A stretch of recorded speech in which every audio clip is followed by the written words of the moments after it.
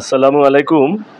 আমাদের আসন্ন জাতীয় সংসদ নির্বাচনে গোলাম পরোয়ার সাহেবের নির্বাচনী ক্যানভাস করার জন্যে বাংলাদেশ জামাত ইসলামী ডুমুরিয়া থানার ৮ নম্বর সরাবপুর ইউনিয়ন সভাপতি আব্দুল হাকিমকে একটি হ্যান্ড মাইক হাতে তুলে দিচ্ছেন ওই ইউনিয়নেরই কৃতি সন্তান এবং খুলনা জেলার আইনজীবী সমিতির বারবার নির্বাচিত সহসভাপতি এবং বর্তমান খুলনা বারের additional PP honourable senior lawyer advocate Abul খায়ের।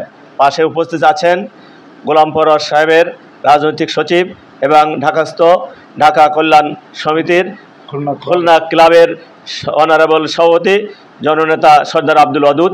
আমাদের মাঝে ইউনিয়ন সেক্রেটারি আমাদের হারুনও উপস্থিত আছে। আমরা সবাইকে ধন্যবাদ জানাচ্ছি।